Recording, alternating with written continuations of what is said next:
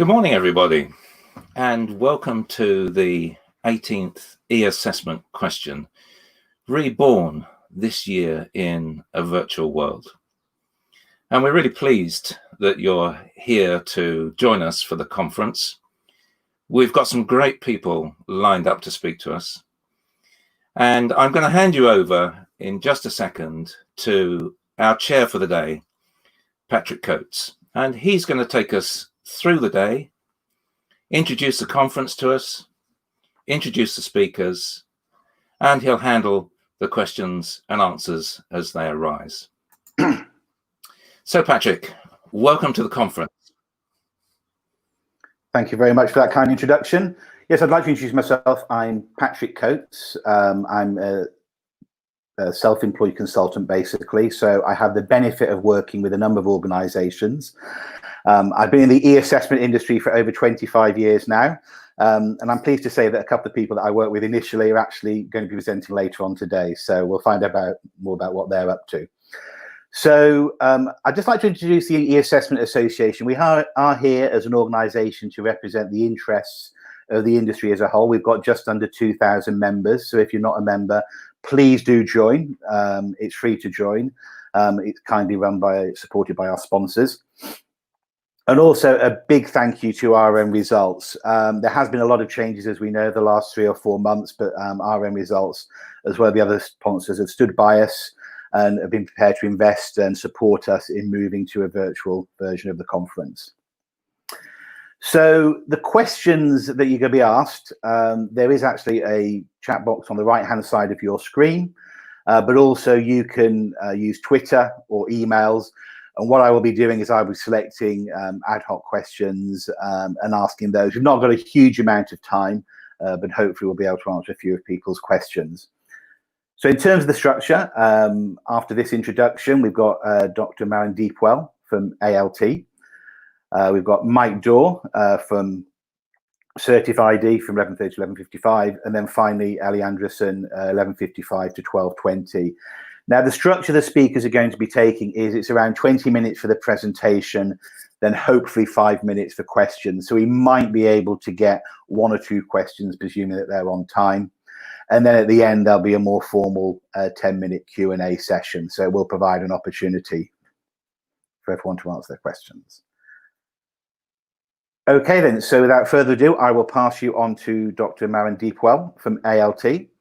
So learning from 25 years of tell history to prepare for an uncertain future. Thank you.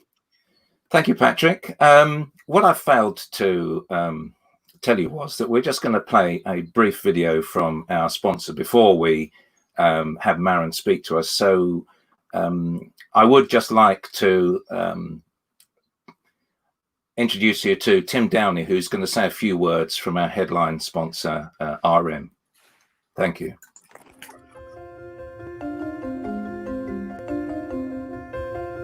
Hi everyone, welcome to week 1 of the e-assessment question. My name's Tim Dawe, I'm Sales and Marketing Director for RM Results.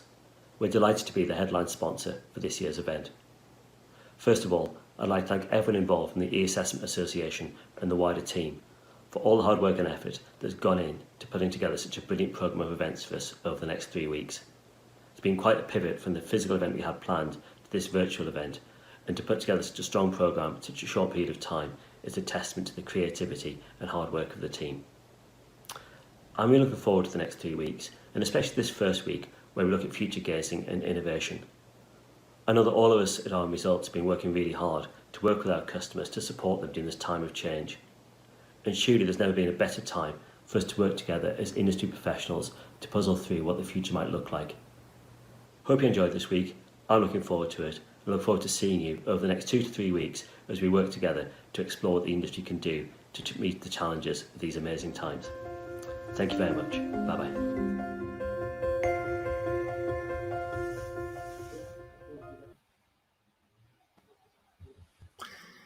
Thank you very much, Tim, for that. And here's Maren. She's going to give us our first presentation. Hello, everybody, and wonderful to be here at the e-assessment conference. I'm really looking forward to contributing our opening keynote. for what I'm sure will be a wonderful couple of weeks ahead.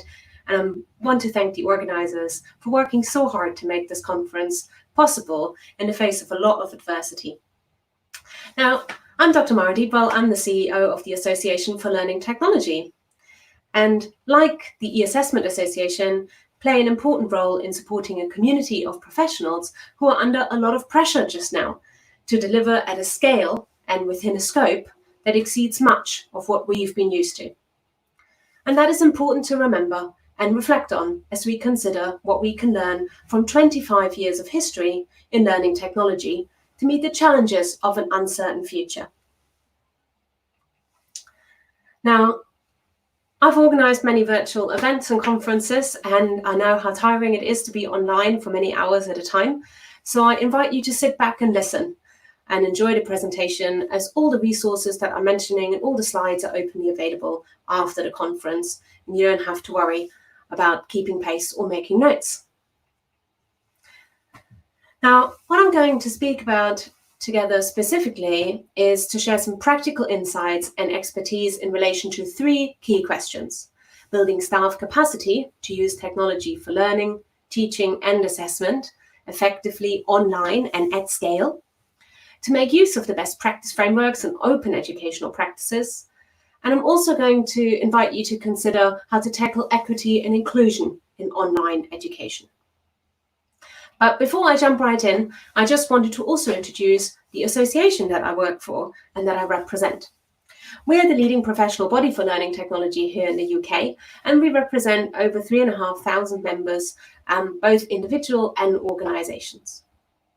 Now, the pervasiveness of learning technology means that many working in education will be involved in it in some form. So therefore, we embrace a really diverse range of roles, titles, and terminology in learning technology from across all sectors.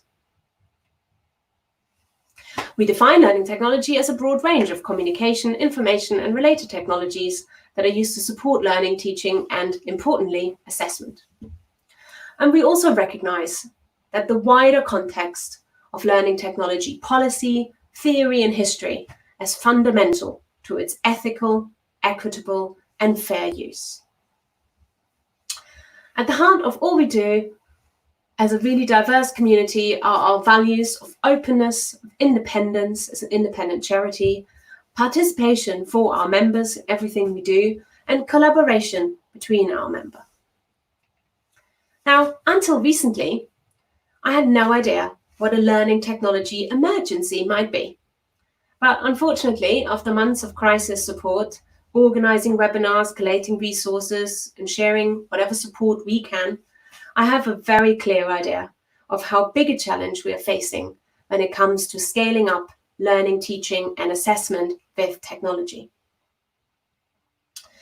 In the rush to pivot, pirouette, or simply rush to virtual ways of doing things, it felt like a whole new audience was discovering questions that many of us were already familiar with. It felt like learning technology went from something that was nice to have to a must-have practically overnight. And it's not surprising that in the early days of lockdown, it felt like we had no idea how to meet those enormous challenges. Now, even though this global crisis is often described as unprecedented, we do have, in fact, decades of research and successful practice, partnerships with industry, and knowledge-sharing networks across the globe. So, as an association, when we celebrated our 25th anniversary nearly 2 years ago, the expertise and experience that we have as a community shows us what steps we might take into an uncertain future. And it's really important to learn from history of educational technology, to explore what we know, what works and what doesn't work, but also to gain that sense of perspective that the current crisis makes it really hard to retain. And one of the things that I want to invite you to do is to look back a little and explore some of the last 25 years in educational technology. And I'm sharing here some open accessible resources, both the timeline that takes us through the last 25 years, and also a book that the president of ALT published earlier this year on 25 years of EdTech. That'll make a really great read, I think, and hopefully an enjoyable one as well. As you could see in the previous slides, it even comes with lots of illustrations. Well, as staff leading organizations to the start of a new term amidst a lot of uncertainty, a longer view can help us better understand when technology can help and when it can't. Looking ahead as well as backwards also prompts us to reflect on our relationship with technology and how it mediates the work with each other and the way we relate to our students. Now, assessment has been key to using technology in education. It's an expression of what we value and what we can measure, and what goes left unsaid.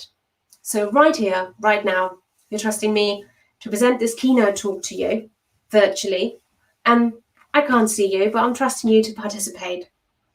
And there are many, many things that are going on when we're here. Family members coming into the room, pets come into the room. There's probably windows with work email, social media feeds, personal shopping, and anything else that currently demands your attention. Trust is a vital part of this virtual undertaking, just as it forms an important part of how we behave towards each other in person. So it's really people, not technology, that make online learning work. And there's no magic button to solve all these messy human problems that are part of virtual every learning experience. People, staff, and students are always at the heart of our work. And for several years now, the ALT annual survey has provided valuable insight into current practice in learning technology and how it is used across sector. The ALT annual survey is designed to understand current and future practice, and I wanted to share with you some of the findings of this year's survey, starting with the enablers and drivers for the use of learning technology. So when we look at the key enablers and drivers for the use of learning technology, the top results are always student and staff engagement, commitment, knowledge, and time. Scaling up design and delivery online is going to require increasing capacity. And professional bodies like ALT and the E-Assessment Association can help by providing access to expertise for recruitment, openly sharing research and best practice, and facilitating knowledge exchange between organizations and sectors within the industry. Recent estimates shared by Professor Tony Bates showed that institutions in the US and Canada are preparing for an increased staff supporting learning technology by between 15 and 25%, while many people across different sectors and industries are facing redundancies and cuts. Online learning, teaching, and assessment has been increased in demands. And our own survey highlights priorities for those areas that point towards an increase across the board. Of particular note in our survey this year is a recording an increase in the importance of web conferencing and virtual classroom software, as well as collaborative tools, suggesting that we were already building capacity well before COVID-19 hit us. Now, one of the ways we've recently contributed to building professional capacity is to expand our CMAL framework of professional practice and capabilities to reflect the increasingly wide range of roles that have a learning technology component at all different levels, from very much early career professionals all the way through to senior management. And the number of roles and range of roles that require a learning technology component is really set to increase in the coming years, making it more important than ever to not just send out operational standards, but also to recognize the wider context of learning technology, policy, theory, and history as fundamental to its ethical, equitable, and fair use. Now, I don't have a huge amount of time this morning, so I'm going to leave you with a range of resources and links to follow up if you'd like to learn more about that. But I now want to move on to talk about current trends and future trends to help us establish the key areas to grow capacity, such as virtual learning environments, particularly in the light of the expanded accessibility regulations, which are coming in force in September, but also virtual classroom and web conferencing tools, which are now in high demand. And importantly, in terms of future trends, you can see here in this graph, e-assessment in terms of submission and feedback tools have always been a top priority over the past 6 years. And hopefully this conference will give you a lot of opportunity to explore more practice and research for just that. But thinking now from the current crisis and the last hard few months that we've all been to what we're planning beyond, what our vision is for learning, teaching, and assessment beyond the crisis. And I'd very much like to look at this as a proposition or an opportunity for us to really create a new ethical and inclusive professional practice. Because as the technology that we adopt has become more sophisticated and more widely adopted, so have the concerns about its ethical and inclusive use. Learning technology as a whole, and for assessment in particular, has brought a wide range of concerns and questions to the forefront of our professional practice. So we have to act now to tackle inequality and discrimination in all its forms, particularly when we look to the months ahead and beyond the crisis. We already know that certain groups and communities are more affected by the pandemic, and that working and learning at home brings with it a plethora of issues, from infrastructure to devices to space we're in. But beyond those practical considerations, we must also consider how complex technologies and algorithms really work, how their inherent biases impact on staff and on students, particularly when it comes to assessment. ALT has long supported open education in all its forms, and so in the recent crisis in particular, we've been able to support our members and the wider community more effectively through open approaches, fostering knowledge sharing and transparency. And we encourage fellow professionals and organizations to adopt open licenses for course materials, research, and other content. And I'm sharing here some of the examples and resources that have been very helpful in our community, both in relation to learning and teaching, but also assessment. And there's two areas in particular which I want to focus on, which is policy advocacy for ethical approaches for using data in education, and also copyright for online learning and sharing best practice around accessibility. Weekly organized webinars by members of ALT started on the Friday, the 20th of March, in response to a lot of demand from higher education in particular. And one of the things we wanted to share with you today was some resource relating to the ethical use of data, which we support in terms of the delicate checklist being adopted, which comes out of the European LACE project, which includes the following 8 principles for guiding the institutional use of learning analytics. The 8 points, as you can see on the screen, are determination, explaining, legitimate use of data, involving stakeholders, seeking consent, anonymizing data wherever possible, the technical aspects, importantly, and also working with external partners to the highest data security standards. Similarly, we've done a lot of work with the further and higher education digital accessibility groups.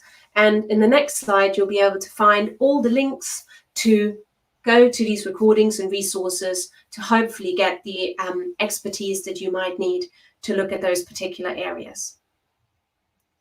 The webinars that we ran were free to all to attend and aimed at everyone talking about challenges of taking learning online at scale. And I feel it's really important to focus on these aspects of technology, as well as the more operational questions, as these issues are only becoming more urgent as we move more and more students online. Our professional practice in relation to learning, teaching, and assessment has to tackle the structural inequalities that the technology that we want to use inherently brings with it, and help identify the blind spot in our perspective. And many of our members have said that they are quite concerned that in a rush to move online, there's been very little time to really think about these issues and build on some of the research and practice that we have from the last 25 years.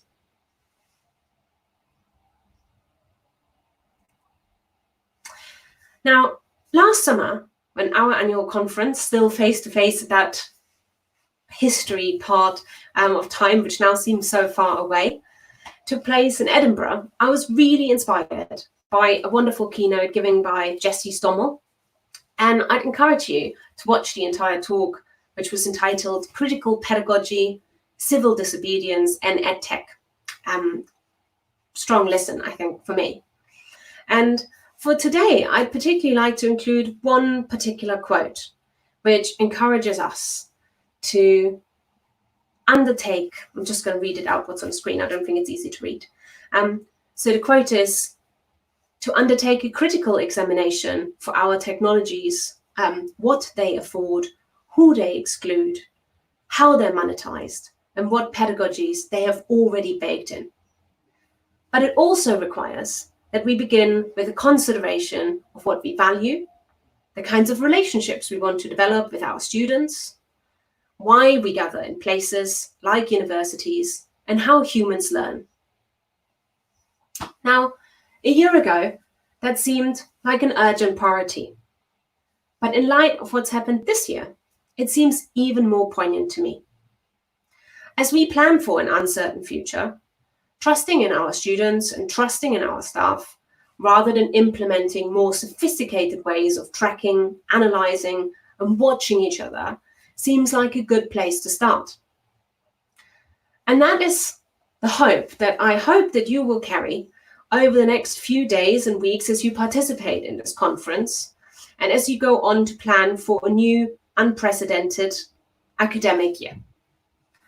Now, my invitation to this conference was to try and distill some insight from the last 25 years of ALT's history and the development of EdTech to help inform the thoughts and debates and conversations during this conference that are now all happening virtually.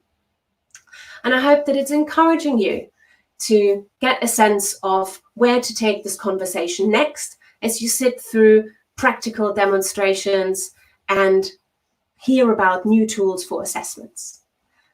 And I'd like to also share further resources with you, and I'm sorry the slide cut off a little bit, and it will be hopefully visible to you in the shared version of the slides. But with that, I just want to thank you and hope that you stay safe throughout the rest of this virtual conference. Thank you.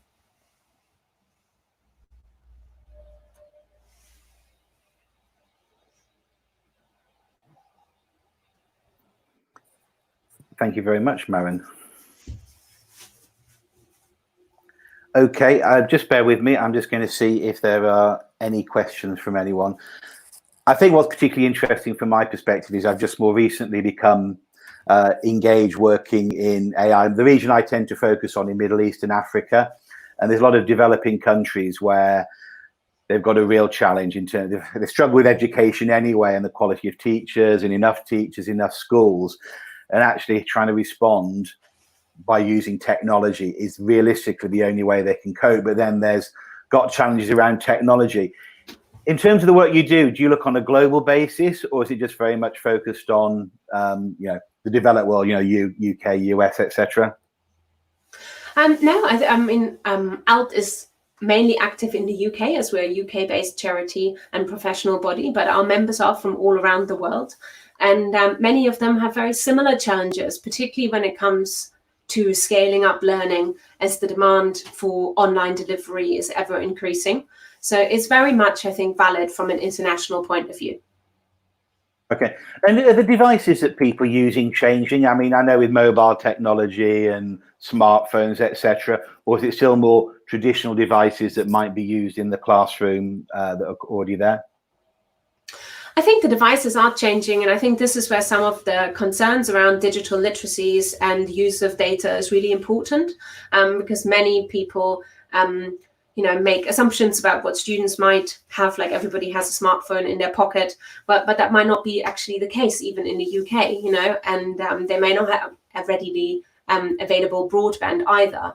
So one of the really important points is to really plan from an inclusive point of view from the start, so that no student is left behind. And that's particularly relevant across different sectors. So, for example, in FE, providing students and staff with devices has been a real priority throughout the crisis and beyond. Okay, thank you very much. Let me just check if there are any questions. Bear with me as I try and work out the technology. Are there any questions from anyone that I can share?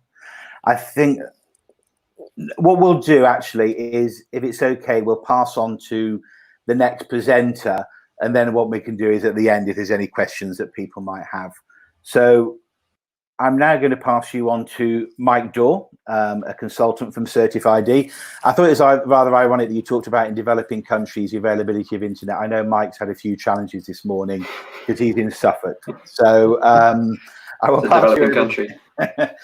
What I will also mention is that I work with Mike at City and Guilds, as well as the next speaker, on the Global Online Assessment Goaler Programme.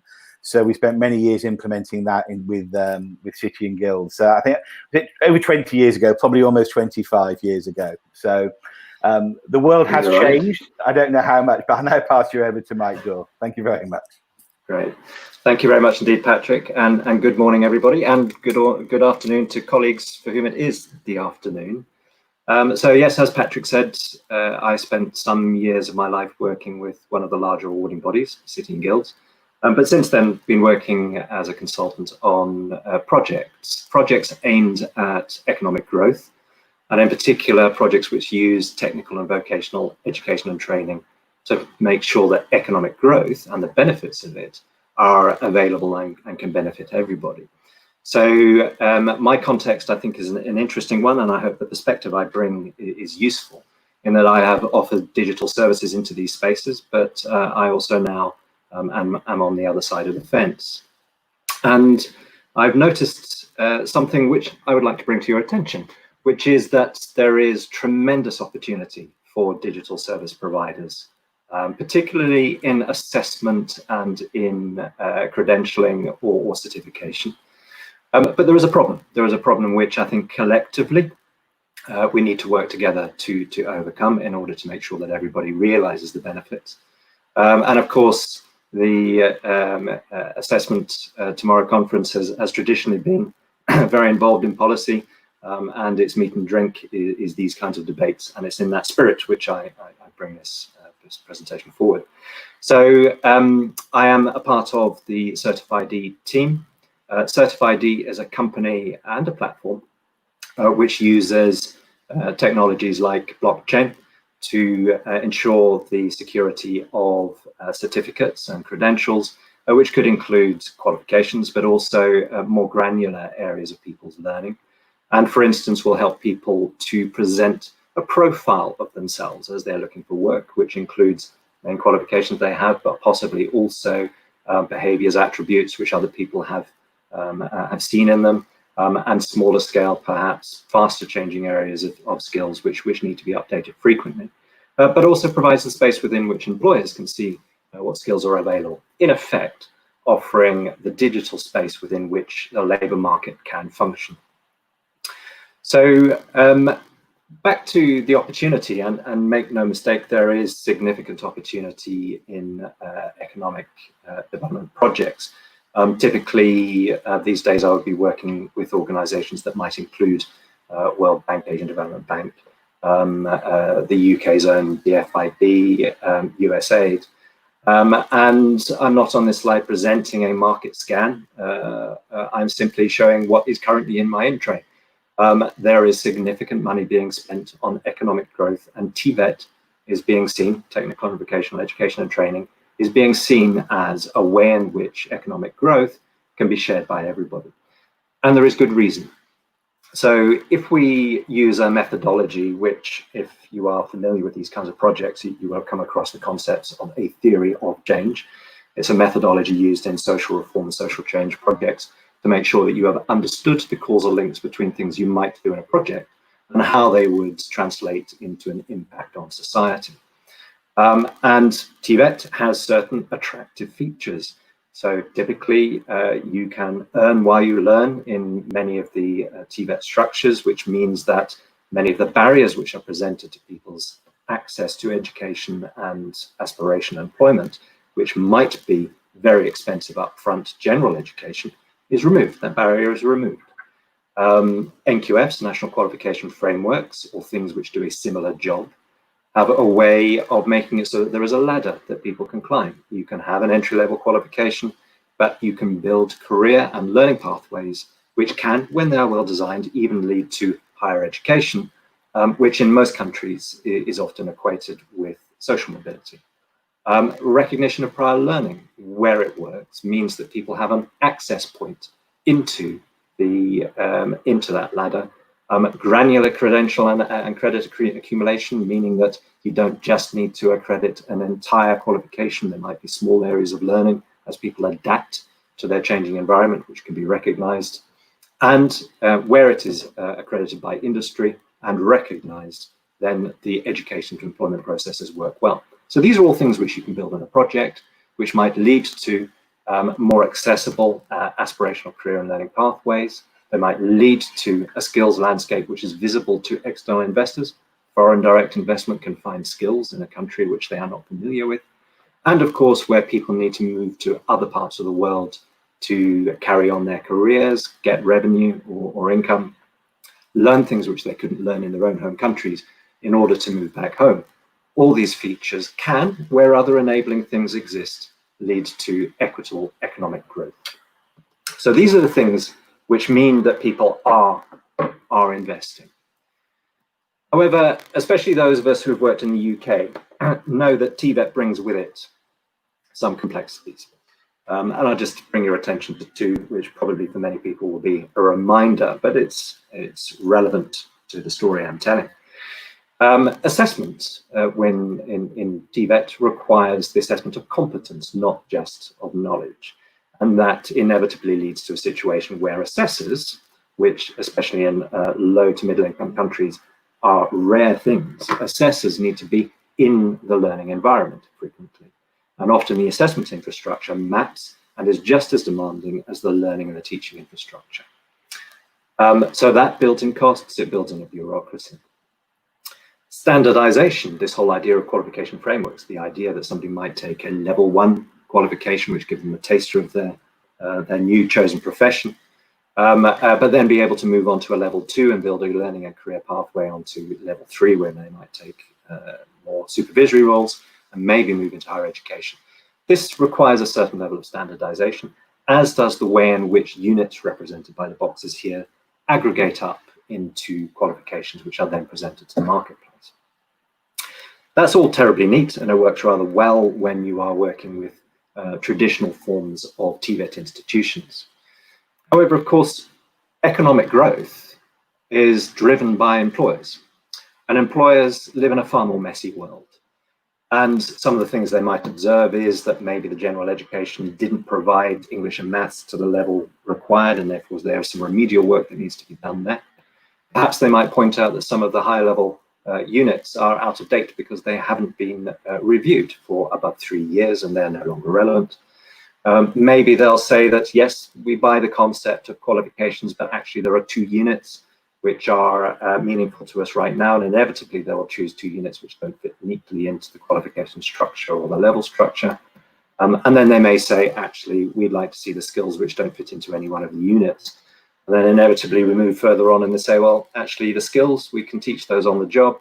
Really what we want is a set of behaviors and attributes like teamwork and how they treat people around them. And then inevitably that leads to a complicated spaghetti of understanding how these units of learning roll up into something which can be presented to the labour market. And then eventually, and it might even say, well, actually, we no longer buy into the concepts of qualifications at all. We would like direct visibility of the units which are most meaningful to us. And so this very neat world of education, when it comes in contact with the world of work, becomes confusing. And certainly in low and middle income countries, a tussle between the neat world of education is often supported by a bureaucracy, and they win the argument with employers, and you end up with a very neat education system which becomes increasingly divorced from the world of work. And so if you add that to other complexities and the fact that a qualification structure built in one country might not be understood in another, then you start to see some quite serious impediments to the theory of change, which is supposed to drive equitable economic growth. In short, the theory doesn't survive contact with the real world.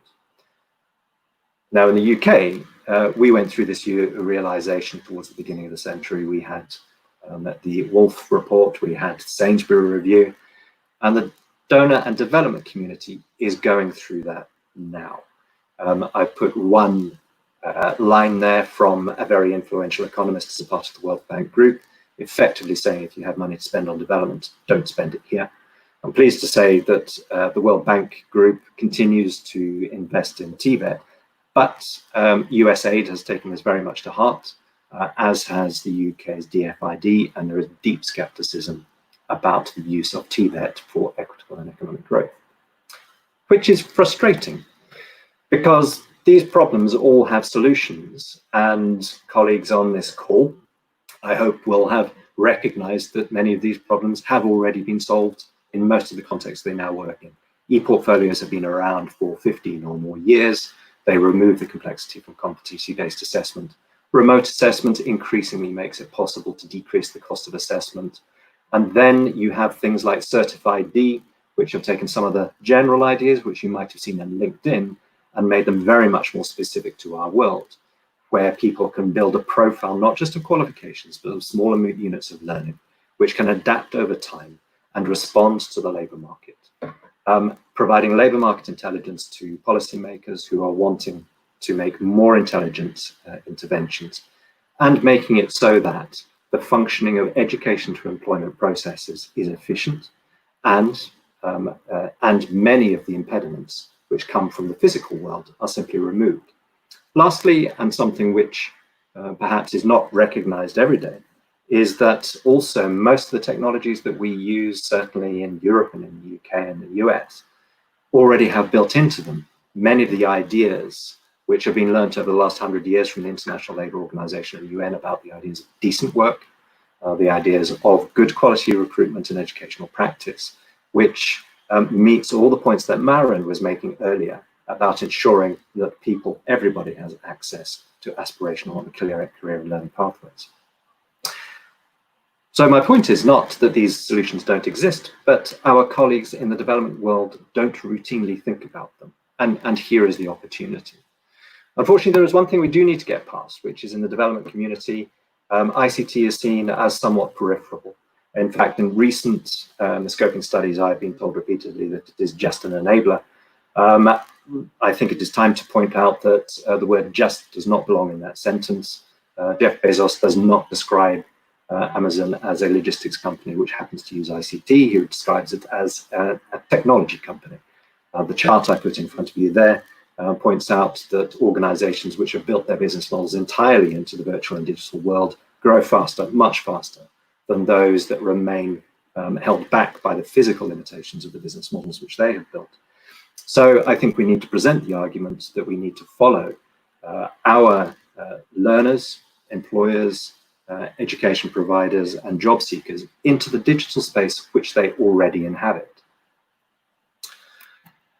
And if we do that, we can say that credentials which are developed in this digital world, labor markets which use information to be able to aggregate and make sure that labor market information is interrogable, and assessment which is cost effective, removes those impediments which destroy the causal link in the theory of change and make it much more likely that TVET can indeed be used to drive equitable economic growth.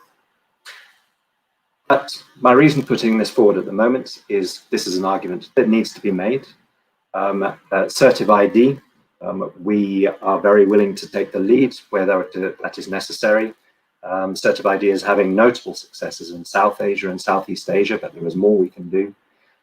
We've put forward a paper which I think brings these ideas together in a neat way, but we are looking for allies and colleagues who can collectively help us bring this argument forward, making sure that colleagues in the development world see how digital services can make sure that they can achieve their aspirations as well. And I'll close there. Thank you very much indeed. Thank you very much, Mike. I've got lots of questions, but I don't know if there's anything. While I'm just doing that, I mean, I think it's fascinating, some of the data that you were giving there. There's obviously a huge investment from aid agencies in the developing world. Though 2/3 of it, they're saying there's no impact or improvement. Yeah, they seem to. So I'm going to put a disclaimer. This is my opinion rather than the association. So it's part of the challenge. They just keep doing the same thing badly again and again. Let's go back to this person that did it in Pakistan because, well, at least we know them, rather than try it in Kenya with something new. Is that the challenge? I think there might be, but I suppose I would point out two further things. But firstly, there has been a very large investment in TVET over quite a short period of change. So the time for learning has not been long. Secondly, they are a very data and higher education style research driven community. So the learning needs to be brought forwards in formal and peer reviewed papers, which we know is a relatively slow process. And while it is very sure-footed, it is not the process which, for instance, employers use, and therefore causes a different and possibly more substantial disconnect. I would say, though, that what it does is present an opportunity for us and this kind of conference, in that I don't think the World Bank economists are saying this is a dead duck and we should no longer invest in it. I think what they are saying is that what we have done in the past has not worked. Because it is a research-driven community, I think they're extremely open to the idea that there should be a response to those papers from the chief economists in the World Bank, which presents a different view. And I suppose what I'm proposing is that we know that in TVET, there are inherently complexities and costs which can't easily be removed in the physical world. They are true, but they are they are the flip side to exactly the things which make it useful and impactful in the world. And therefore, the only answer is to use digital services in order to remove those complexities in exactly the way that we did in the UK, when, for instance, we were using e-portfolios, and there's some great e-portfolios out there who I think have some substantial opportunities ahead of them in the development world, but where those e-portfolios just lifted away the problems and allowed high quality assessment to take place. So I think there is an interesting opportunity for us, but it does need to be grabbed. Mm-hmm. Do you think there needs to be some sort of like the CFR for language? Do you think there needs to be something in a skills context? Is the fact that there isn't any standardization driving it because it's not transferable between countries? Yes, I think that's extremely interesting. I think, many of us here will projects where typically people are learning in South Asia and maybe wanted to get jobs in the Middle East, and they can't, or at least they can't get the decent job in the Middle East because their skills aren't recognized. I've seen lots of work in trying to harmonize frameworks. It's extremely hard work. I'm not sure what the level of success has been. However, when you have employer-driven career and learning pathways, then good things start to work. In fact, fantastic things start to work. There's some lovely stories about people from Sri Lanka moving into engineering in Dubai, for instance. Perhaps not a career path which is fantastic right today, but it is a good example of what can happen when the employers work very closely with educationists across borders. Would that roll up into a single standard? Perhaps eventually, yes, I think that's a good idea. And would it be worthwhile nudging at that direction a little faster than otherwise? I think yes, I think that would be a good endeavor. I think, one of the exciting things about the labour market facilitation and the digital spaces for labour markets like Certif and others is that they create a space within which those standards can be reached and tested very rapidly and organically, where all these stakeholders are working in a very natural way. So I think we should even use the digital spaces as the place in which we should arrive at those standards. Okay, I've got a question here. I'm going to read it out verbatim, so hopefully it makes sense. We're seeing an increasing number of digital certification apps coming to the market. Within TVET, who do you think needs to own and drive the increasing use of these apps? Gosh, that's an interesting question because it's on the screen now as well. It is. No, I can see it. Is it almost like we had the ISO 23988 testing? Is there need to be a standard for these digital? I would be more inclined to go that direction. So I think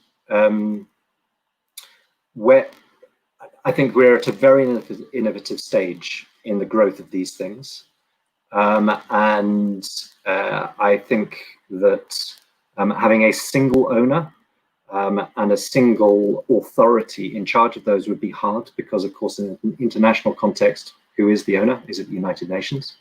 Not universally accepted.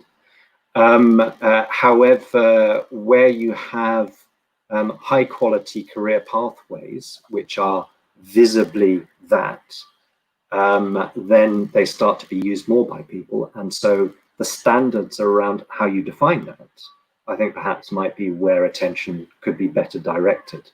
So for instance, if one of the main agencies like the UK's DFID were to say, okay, we really want to get into the space, I think, as you say, Pat, perhaps building a technology is the wrong way to go. However, building standards where you are certain that you meet the things that Maren was talking about, first of all, that you have equitable economic growth, that you have the economic growth which creates the conditions for social mobility, but you have people with the right access into that, then I think you'd be creating something very powerful. So yes, I think standards is good.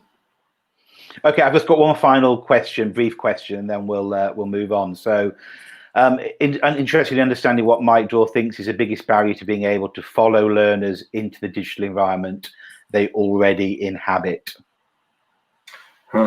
It's got to be on a mobile device. Well, do you know what? In everyday world, there is no barrier. So we all use LinkedIn, and we all use learning technologies. And as Maren pointed out, as soon as COVID-19 hit, it was extremely apparent that the learning technologies were alive and well. I suppose I'm talking about a very specific context, which appears to me to be a little behind, which is the development world, people who are successfully driving economic growth.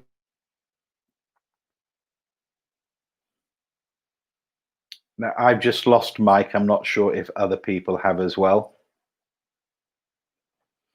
What we'll do is I'll just go over to our next presenter anyway. This was the last question, then we can always pick up that question at the end.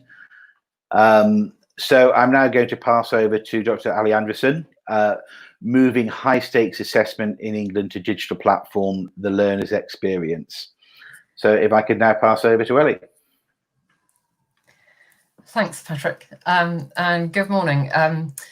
I'm delighted to be here this morning, not least because I'm presenting with two old friends, really, who I haven't seen for a long time and I was hoping to see in person.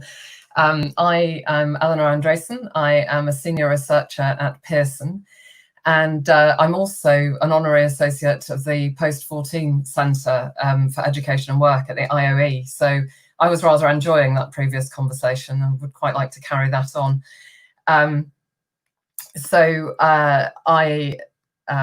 But obviously I can't do that right now. So I'm going to talk to you this morning about something that you may find you think, why am I still having this particular conversation? So let's see where we go. I work with developers at Pearson to ensure that our products and services are designed to enable their intended outcomes, and that we are able to gather evidence to show this. And this being the case, you may be thinking, well, e-assessment, really putting things online, surely that's not new. Surely we do that already. And of course, I can give you several examples from the organisation I work in already. There'll be text or functional skills or Pearson test of English.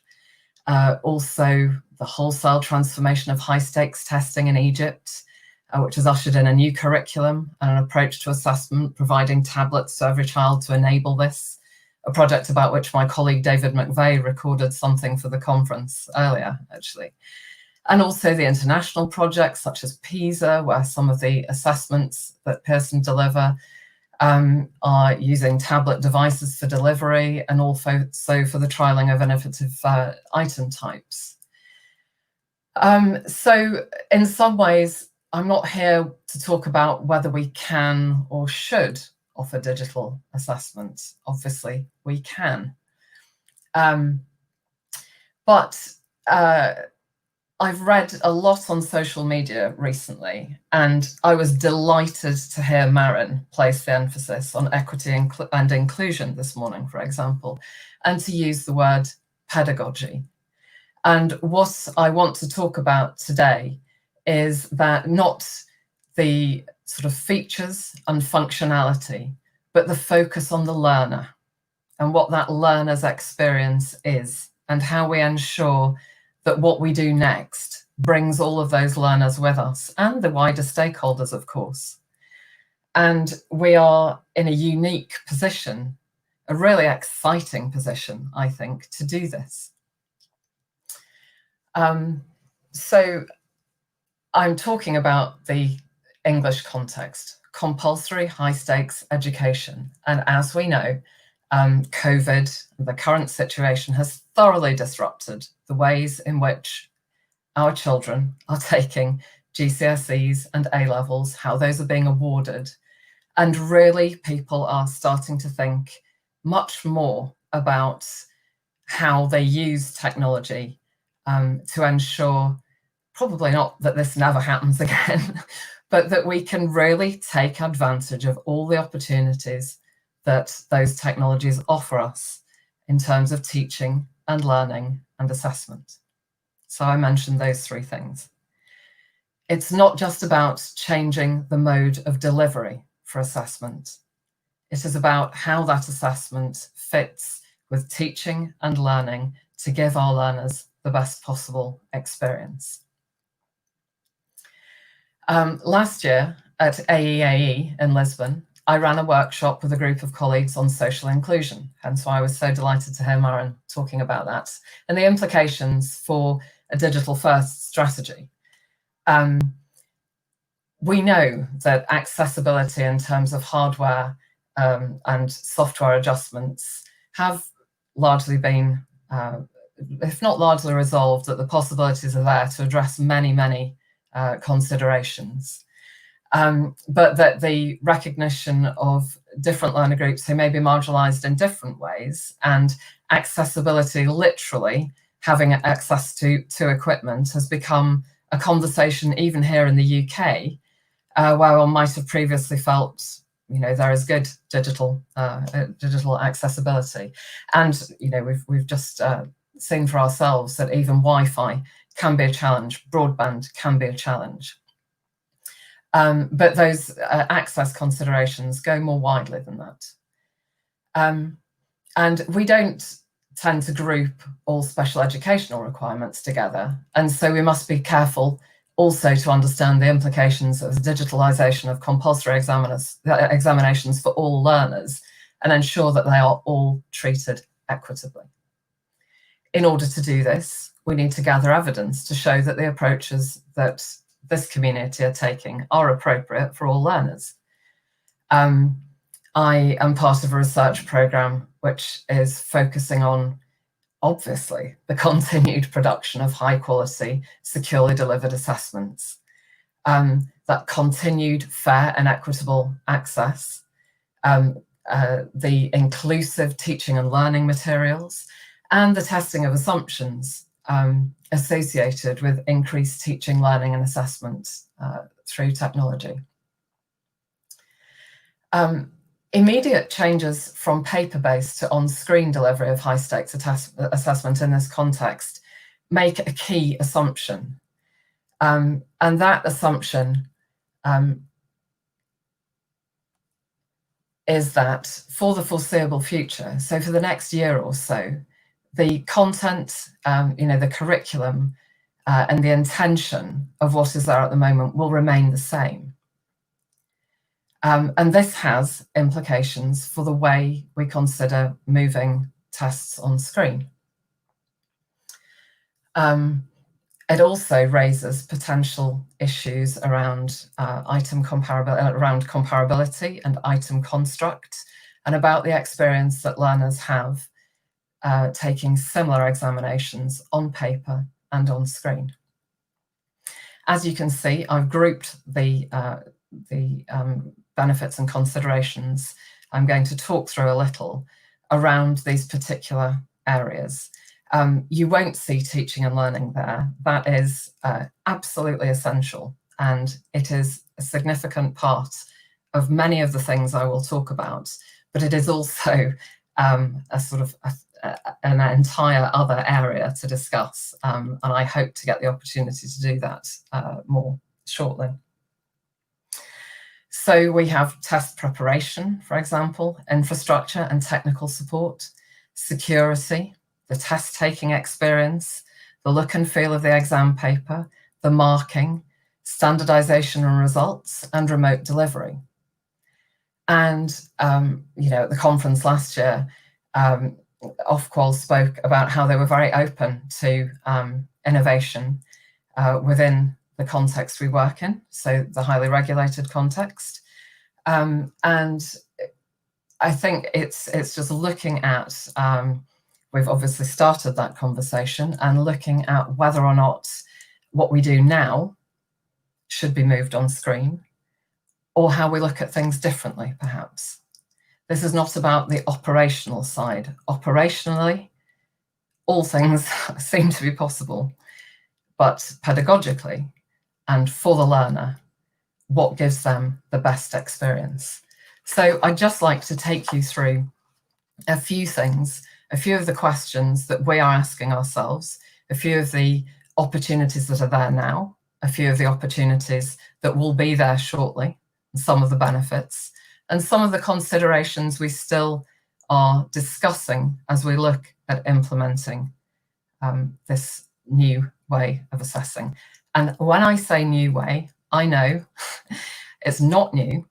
Assessment on screen has taken place for a long time, but in this particular compulsory, high-stakes, schools-based assessment, it is something different, and it is something different for our learners, and we owe it to them to ensure that the great experience they have now continues into the future. So around test preparation, for example, there are two broad elements to that: the familiarisation types through teaching and learning, and digital literacy. So since we are assuming that the curriculum and associated assessment intentions will remain similar for now, we might ask to what extent levels of digital literacy and access affect outcomes when taking tests on paper or on screen. On paper, because the learner may already be learning or prefer to learn and be doing so on screen, but then need to take their test on paper at the moment. What does that feel like? If the tests are on screen, what does sufficient preparation look like to enable learners to perform at their best? Quite straightforward questions, perhaps, but questions that we really need to answer as a community. Infrastructure and technical support. For first generation tests, we've talked earlier, we just referred in Mike's presentation to access to devices. For example, what kind of devices are people using? If they have access to devices, that assumption is one that also has been tested in the past few weeks. The hardware needs to ensure that both learning and assessment can be successfully accessed through it. And it's difficult to see, if the content and assessment remains similar at the moment, how, for example, that experience of test taking on a tablet, where there might be extensive writing, would be comfortable if the keyboard is part of that screen, part of that sort of screen real estate, and you can't really see particularly well, perhaps, what you've been writing. Again, it might sound like a simple consideration, and I'm sure it is being or has been addressed in other contexts. But if we need to move to a new way of assessing, of delivering assessments more rapidly, we need to ensure that we are asking these questions so that our learners are all taken with us on the journey. Security. There are some obvious advantages of on-screen test delivery, that security can be greatly enhanced, and also clearly a significant reduction in things like paper usage and the reliance on physical delivery and physical security of packages of exam papers. So sort of in generation 1 on-screen assessments in this particular context, they are some very significant benefits. The test-taking experience for the learner. Without a significant shift in responsibilities around the test-taking location or technical support, invigilation, etc., the existence of test centres would appear to remain necessary for now. And that's something, of course, people are talking about in the current context, where examinations have not been possible in test centres to a great extent this year. Services such as remote proctoring exist, of course, and are extremely successfully used in some circumstances, but their practical application to large-scale compulsory high-stakes testing for school children would require some changes. Whether that is having people looking into homes, having that home being an appropriate test centre with all the disturbances that Maren referred to that we get even talking like this on Zoom, and also things like confirmation of identity, etc. So at that sort of large scale, and with people who may not yet have formal ID, we don't just take these tests in England, and they're not just for young, for older children. So these things are the things we need to consider. Whilst on-demand testing is a clear benefit of e-assessment, it's not an option for the current incarnation of GCSE, as tests are taken in fixed windows, in other high-stakes assessments. Those with a clash are kept apart from those who've already taken their test, for example, to avoid security breaches. So something that might seem to be an obvious benefit is perhaps something that still needs thinking about in this particular context. Where learners are taking more than one exam of perhaps 2 hours or more in a single day, what considerations do we need to make for them around screen time and other matters of physical comfort? I speak just as someone who's been continually on Zoom, on screen, throughout this whole period, and it's absolutely marvellous in some ways, but it's also very tiring. And we need to think about that in the context of multiple examinations.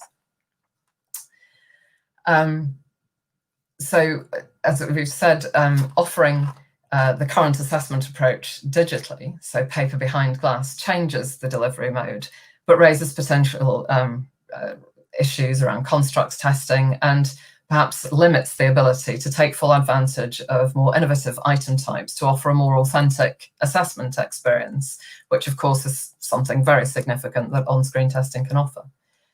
And some of those innovations may also require different approaches to teaching and learning. We continue to learn about the off-screen behaviours of test takers, what they're doing when they're sitting in front of a screen but not typing or not looking at the screen, things that we can't get necessarily from the sort of back-end data. Perhaps they're working out on paper in a way which can't be replicated on screen, or perhaps it can. When we must continue to gather this evidence, even when it seems, as a community, we may already have these answers in different contexts. We must bring all learners with us, whatever their current level of digital access or literacy, the ways they are taught, and their learning and assessment preferences. Even something simple, we referred earlier to broadband. In some jurisdictions, for example in Malta, access to schools broadband is through a single central provider. If there is an issue, you go there, it gets sorted out. That could be quite important in a particular time of the year with mass examination taking. In Wales, it's regional. In England, it's often by school. So those sort of basic considerations really, are important. so marking. So along with on-demand testing, the ability to issue immediate results is a clear benefit of e-assessment, of digital assessments. But again, it's not appropriate at the moment for high-stakes schools-based assessments. They can't be awarded until all the results have been received. This may be a future benefit, perhaps with a change in the way we assess more broadly. But at the moment, that sort of more obvious benefit needs some greater consideration in this particular context. Obviously, all results are received, boundaries are marked and set, and so immediate results are not possible in that particular context at the moment. And finally, I just want to come back to the piece about remote delivery, where it can be easy to conflate, I think, some of the technical possibilities that we have, some of the operational things that do work, and the impact of those on the rest of the system.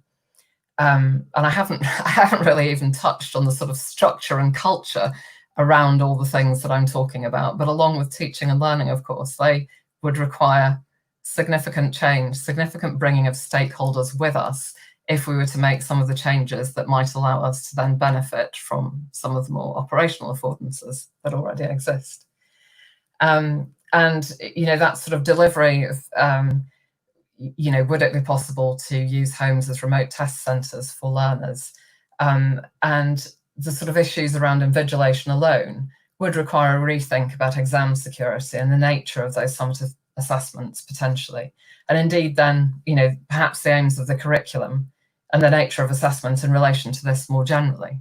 And if that sounds very broad, then it is, because we are in a unique position in the current climate to really think about how we tackle some of the things that perhaps previously we have assumed are in place for good, forever. And yet we have discovered that we can and do things differently when the need arises in all sorts of ways, in awarding, in teaching, in learning. And we're in a great position to push that forward and to really explore what the possibilities are.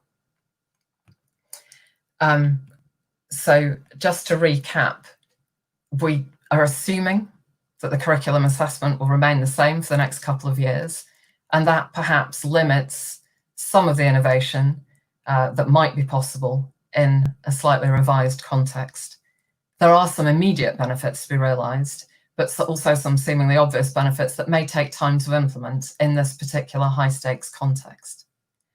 And there are many advantages to be gained by offering high-stakes assessments digitally, but changes will be required to take advantage of these, and these changes must be pedagogically grounded and made through the lens of what continues to give all learners a fair assessment opportunity, regardless of delivery mode. Thank you so much for listening to me today, and if you would like to get in touch with me afterwards or to ask any questions now, then please do. Thank you very much. Thank you very much, Shirley. There's a lot there. We have got a few questions, but I'm sure you have. I forget about everyone. It's just about me.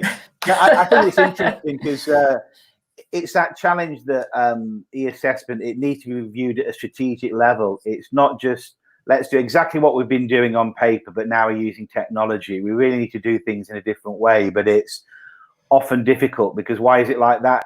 Because that's the way we've always done it.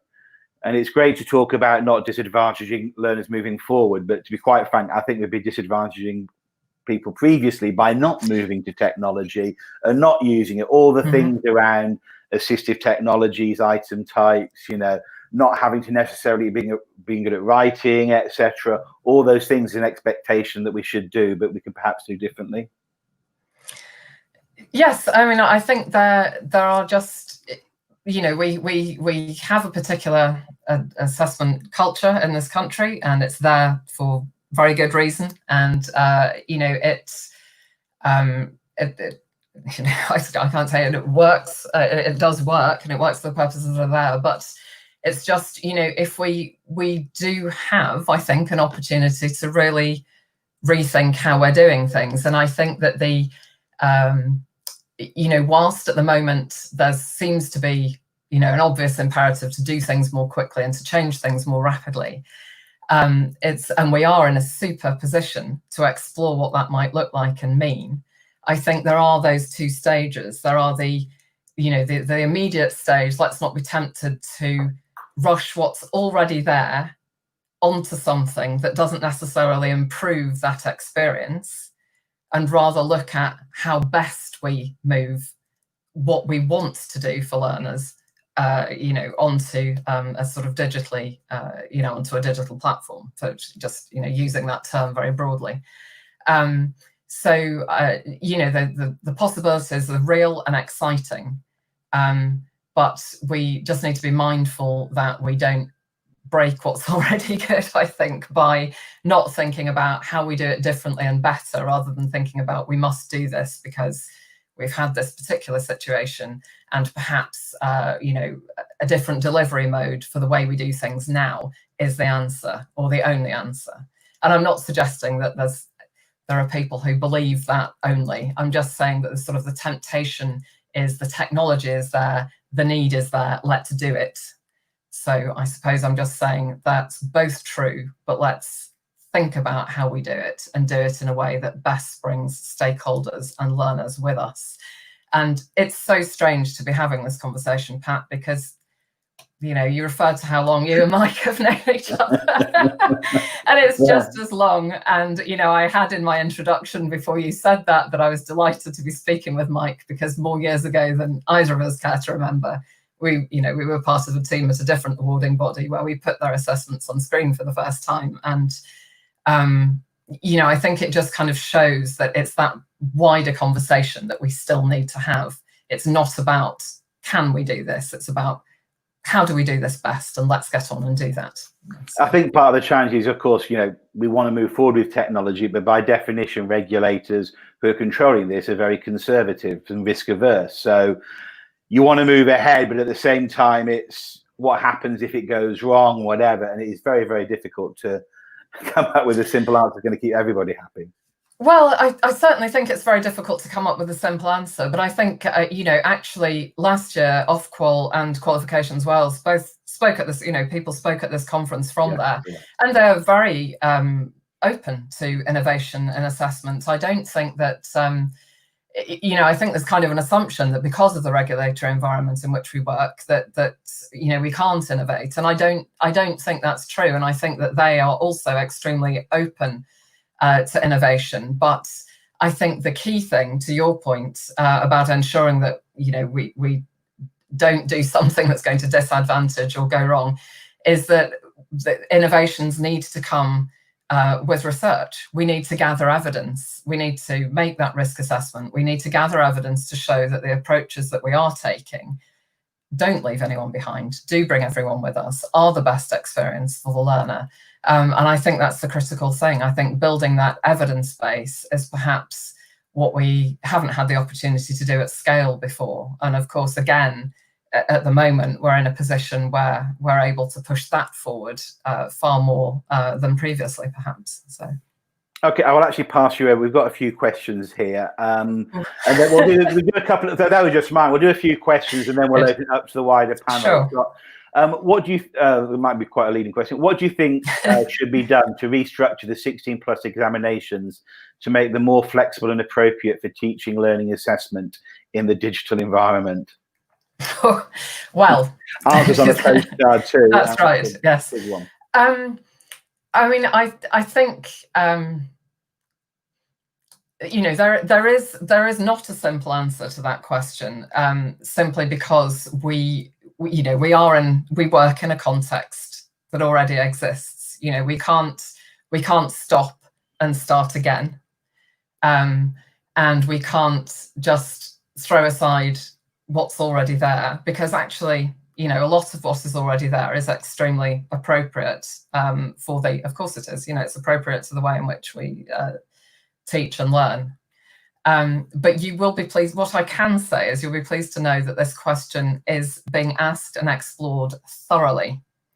And part of that is clearly how do we continue and build on the sort of incredible awareness and use of technology in this context that has come about in a way that none of us could have foreseen or would have liked, but it's given us an opportunity that we simply didn't have previously. So I think it's not about restructuring the examinations. I think that's the key thing. That might be part of it, but that has to be done within the context of how we're going to teach, how we're going to learn, how we're going to deliver those. And I think perhaps that's where some of the conversations have faltered previously, which is, you know, that as I've just spoken about, you know, how do we put this assessment in a different technology? That isn't the question. The question is, you know, if we want things to change, how do we change things perhaps more broadly so that the whole programme of teaching, learning and assessment is brought together into the future? You know, so I'm sorry that doesn't get, you know, there just isn't a simple answer to that, but the answer is we have to look at it all as a whole, and we have to, you know, consider all the options that are available to us. And we are certainly doing that at Pearson, and I'm absolutely certain that my colleagues at other awarding organisations are doing the same. So there are a number of other questions around the same sort of area, around as we have massive students and learners of all ages online through COVID-19, should we take a different approach to assessment rather than trying to replicate what we have done face to face? And then there's another one. Thanks for highlighting the importance of student experience. How do we keep this front and centre in policymakers' minds as we come out of current crisis, so this remains a priority? And there's another one from around, given the students when they join the real world would have a computer and hardly ever write with pen and paper, how can we be fair to give exams on paper? I think that's a point I raised before about by not doing technology, we're disadvantaging those like my dyspraxic son, and I can hardly write anymore, who aren't very good at writing. So I think this all links in together very much. Yes, it does. I mean, to take the point about how we keep the student experience front and centre. You know, part of my role, as I said in my introduction, or I may not have, I'm the UK Efficacy Lead at Pearson, and you know, this isn't. I'm sure you know, other people look at this as well, but we are absolutely committed to the learner experience. I mean, that is, you know, I work with developers to ensure that our products and services are designed to enable those best outcomes. And, you know, whether that's sort of digital reading products or whether it's textbooks or whether it's, you know, that's absolutely at the heart of it. And we carry out large-scale research studies to look at how learning resources are being implemented, to look at how teachers and learners are responding to things, to look at how we can, in real time, improve products and services, but then also critically to use that evidence base to influence policymakers and to influence and bring stakeholders with us. And of course, those stakeholders are part of that research. We're getting that feedback directly from teachers and directly from learners. And so that learner experience is absolutely at the heart of what we do. And as I say, we use that to improve products and services and qualifications and assessments. And we use that to influence and to hold, you know, have those productive discussions with the regulator and with policymakers. And, you know, I, for one, and my colleagues will continue to ensure that we put the learner experience at the forefront of everything. And, you know, that's never been more important. It's never been more important because things are changing. And, you know, we can't just change the assessment from, you know, lots of writing to not writing in the context that it's in, because we have the assessment, you know, drives the learning. It's sort of, we have to think about what it is we want people to learn, how we want them to learn it, how that might best be assessed in different ways. You know, just good product design of any kind. These happen to be extremely high stakes products, qualifications and assessments.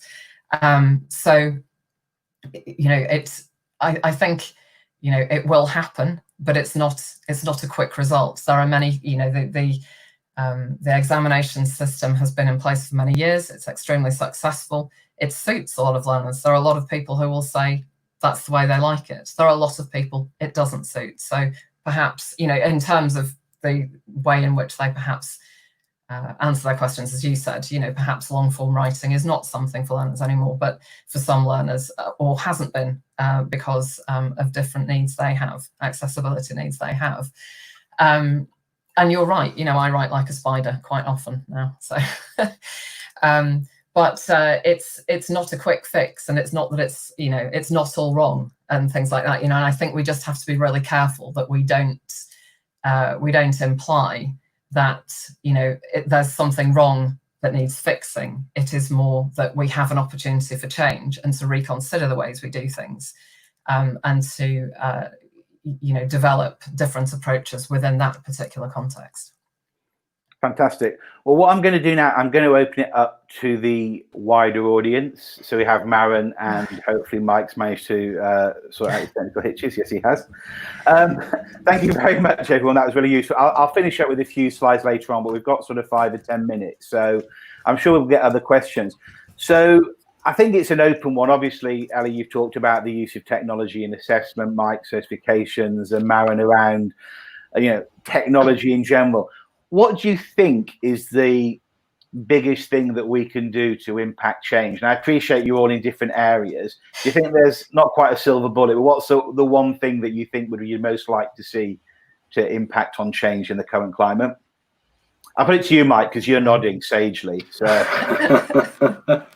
Well, it's so yes. I was talking about a very specific environment, which is economic development projects and funds for it. I think it's about improving the quality of the research base. It's probably a similar answer to one that Ellie gave you earlier. The people that we use that should be using these technologies and want to use these technologies simply don't have the research to back them up when they want to build it into the designer programs. So there's great research on lots of aspects about how you build equitable growth, but there is almost nothing on the use of digital technologies to support it. Almost nothing, and I have looked. So I think that would be something that I would like to see improved, and certainly a part of the charge which we're wanting to lead on Certified E, hopefully with colleagues. And Maren, from you? I think our members would probably find working in partnership with employers and accreditation bodies a really effective way to impact change, particularly when it comes to more formal forms of assessment in higher education, to kind of not be left behind by sort of what's going on in the workplace. And also investing in gaining expertise in new areas, like, for example, maybe micro-credentials and different forms of certification. I think some of our members are exploring, blockchain technologies and all that there's with that. So I think putting the expertise of ed staff who can really make a change within an organization is probably the most cost-effective way to create impact. I'm not going to mention about blockchain because I haven't got a clue what it is. I hear it mentioned. What about artificial intelligence in terms, I know, machine learning, there's more things happening. Is that becoming more prevalent, do you feel? I mean, I know it's using remote proctoring around trying to see trends of cheating, etc. Yeah, I think artificial intelligence, or what goes for it, and educational technology is certainly becoming more prevalent, particularly to provide student support and answers to commonly asked questions. So with things like maybe chatbots, for example, or personalized learning experiences.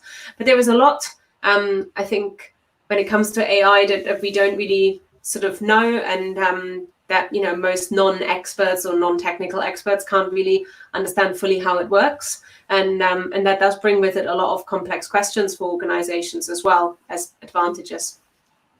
Yes, I was on a presentation, someone was talking about it, and the other person said it's just magic, because I think that equally I don't know how electricity works either, but we've got the clever people to do that. What about you, Ellie? Is there anything specifically that you think of? I know Pearson must be doing so much work in so many areas. Yes, they are, certainly. But I think a couple of things. Obviously, I agree wholeheartedly with Mike. I think that the evidence base is what we need now. The research, it needs to be done, and it needs to be done in context. And we really need to show that this is the the right thing to do and how best to do it, etc. But I think Maren made a point when she was speaking as well, that those wider stakeholders are now really asking questions because they are in a position and have been almost forced into a position where they really have to think about this. And so, you know, we have a unique opportunity to bring them with us as well. They are part of that. This is about, it's not just about, and it's not even about, it's not about doing research and coming back in a few years' time and saying, yes, this is fine, we can do this now. It's about how we continue to gather the evidence as we trial new ways of doing things to show that this is the way forward. And those stakeholders, those teachers, those learners, all of that community are part of that. You know, they need to shape that. We need to have those conversations in schools, with heads, with teachers, with learners, and bring them with us on that evidence journey, so to speak, so that things are emerging continually. And, you know, we're not, you know, I don't want to be sitting here with you again in 20 years' time asking, you know, it's just, we just need to do it. And it's that evidence base that will support us to do that. I'm going to say this, my master's dissertation was barriers to adoption of e-testing by UK awarding bodies. And I've got it on my shelf. I bet I can get it out and it'll be exactly the same thing. Now, I think, I mean, it sort of segues neatly into terms of this. I think the key thing is about educating people so people understand, and research is one way to do that, the likes of ALT in terms of the work that you're doing.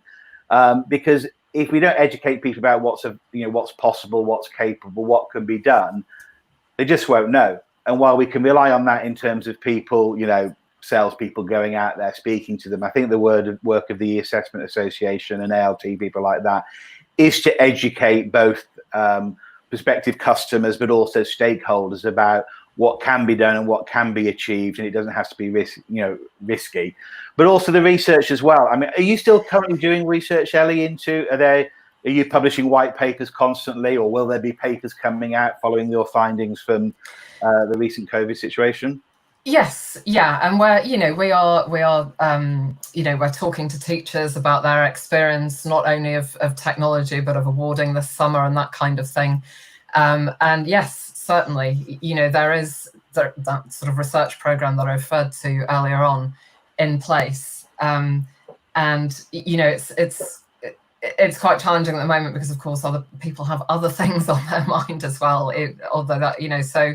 But I think that from the autumn of this year, we will be extending that considerably with different kinds of trials and pilots. So and they're ongoing. You know, I have to say, it's not as though this is something new that people have been thinking about, but it's just that momentum is there. That momentum is there to gather that evidence. So. Fantastic, thank you very much. I think we're going to wrap up there. Unless there's any final questions, no, we can finish. Well, thank you very much, everyone. I really appreciate that. I think it's an area that I'm passionate about, and I think also you guys are, which is what came across to me. So you never know, there might be opportunity to continue this conversation another time, but perhaps face to face as well. Yes, thank you. Hope so. Thank you. I just wanted to add my thanks to Patrick for chairing the session, to Eleanor, Mike, and Maren for giving us some fascinating presentations. I asked the awkward question, Eleanor.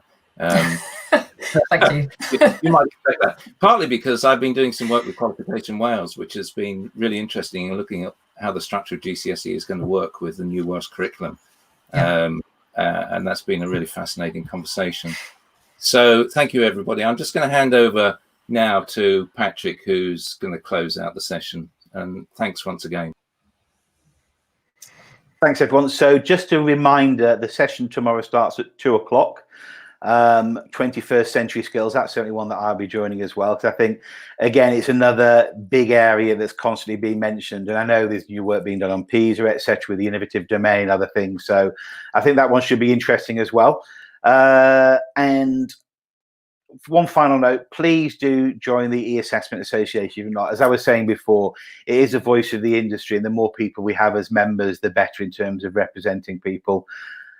And then finally, another thank you from our sponsors and supporters, particularly our results as the headline sponsors, but also PSI, Surpass GA, and EdTech Horizons as well. So thank you very much from them, and hopefully we shall all speak again soon. Thanks. Bye-bye.